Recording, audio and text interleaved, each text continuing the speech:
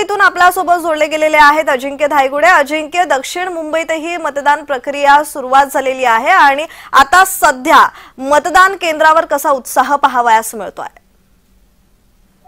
नक्कीच मी आता ईशान्य मुंबई लोकसभा मतदारसंघात आहे। या ठिकाणी सकाळपासूनच मतदारांनी 7 वाजल्यापासून अगदी मोठ्या प्रमाणात गर्दी केलेली आहे। आपण पाहू शकतो की लांबच लांब रांगा या ठिकाणी मतदारांच्या लागलेल्या आहेत। सकाळी 7 वाजल्यापासून अशीच रांग आहे आणि ही जी रांग आहे ती अशीच वाढत चाललेली आहे। ईशान्य मुंबई लोकसभा मतदारसंघामध्ये संजय दिना पाटील आणि मिहिर कोटाचे यांच्यात ही जी काटेकी टक्कर आहे, आरोप प्रत्यारोप झाले होते। ही हाय व्होल्टेज ड्राम्याची जी लढत होती ही झाली होती। त्यानंतर आता मतदार प्रत्यक्ष मतदान करण्यासाठी बाहेर पडलेले आहेत। महिलांचा देखील सहभाग या ठिकाणी मोठा दिसून येतोय। आपण पाहत असाल तर महिलांची देखील लांबच लांब रांग लागलेली आहे। मी ज्या मतदान केंद्रावर आहे त्या ठिकाणी आत्ताच किरीट सोमय्या आपला मतदानाचा हक्क बजावण्यासाठी आतमध्ये गेलेले आहेत। थोड्याच वेळात ते देखील आपल्याशी संवाद साधतील, परंतु मतदारांचा जो प्रतिसाद आहे तो प्रचंड प्रतिसाद दिसून येतोय। प्रज्ञा जी, खरं तर अजिंक्य, हा ईशान्य मुंबईचा जो परिसर आहे तो गुजराती बहुल परिसर आहे आणि खरं तर इथे भाषिक राजकारणही पाहावयास मिळत आहे। म्हणजेच मिहिर कोटेच्या विरुद्ध संजय दिना पाटील, म्हणजेच गुजराती उमेदवार विरुद्ध मराठी उमेदवार अशी लढत पाहावयास मिळणार आहे। तर याचा परिणाम ईशान्य मुंबईत पाहायला मिळेल का? नक्कीच ईशान्य मुंबई भागात आपण बघितलं तर बहुभाषिक लोक राहतात, हिंदी भाषिक असतील, मराठी भाषिक असतील। परंतु आता आम्ही मतदारांशी बोललेलो आहोत।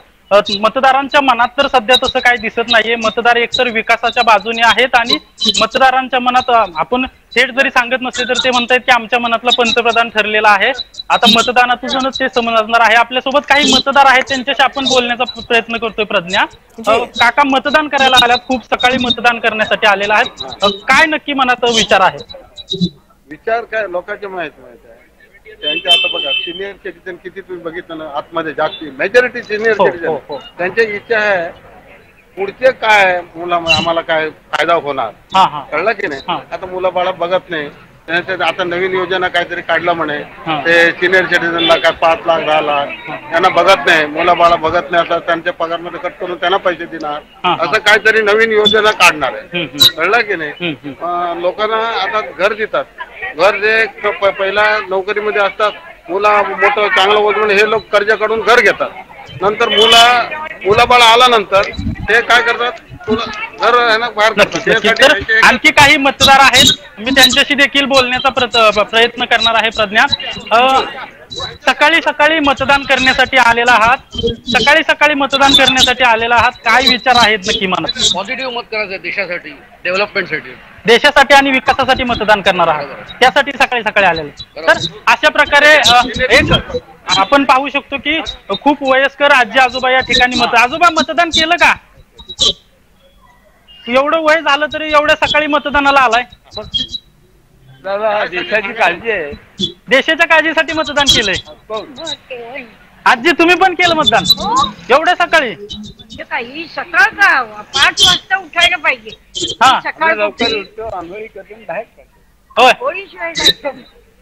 आता जर आपण बघितलं तर या ठिकाणी वयस्कर लोकांचीच गर्दी दिसते, तरुण मुलं मुली या ठिकाणी मतदानाला आलेली दिसत नाही। कशामुळे? खूप नाहीये। कशामुळे? एवढी ते काही वैयक्तिक मत आहे ना माणसाचं, त्यांचा निवडणुकीवर विश्वास नसेल। तुम्ही आव्हान कराल का मुलांना मतदान करा म्हणून? सांगतात ना, सगळ्यांनी मतदान केलं पाहिजे, मतदान मस्ट आहे, मतदान केलं पाहिजे। नक्कीच तर आपण बघत आहोत प्रज्ञा, अशा प्रकारे वयस्कर लोक जे आहेत, वयोवृद्ध लोक आहेत, ते देखील या ठिकाणी मतदानाला येत आहेत आणि प्रचंड प्रतिसाद ईशान्य मुंबईमध्ये आता तरी दिसून येत आहे। जी, खरं तर अजिंक्य, स्वतः पंतप्रधान नरेंद्र मोदी ही ईशान्य मुंबईत आले होते। त्या पंतप्रधान नरेंद्र मोदी यांच्या रॅलीचा, यांच्या सभेचा परिणाम ईशान्य मुंबईत दिसून येतोय का? नक्कीच दिसून येतोय। लोकांशी बोलताना लोकांनी विकासाला मत देणार आहेत असं देखील सांगण्यात येतंय। लोक म्हणतात आम्ही देशासाठी मत करणार आहोत, पंतप्रधान नरेंद्र मोदींना पुन्हा एकदा पंतप्रधान करण्यासाठी मत देणार आहोत, असे वेगवेगळ्या प्रतिक्रिया या ठिकाणी दिसून येत आहेत। प्रज्ञा, जी जी जी, धन्यवाद अजिंक्य, तुम्ही दिलेल्या माहितीसाठी।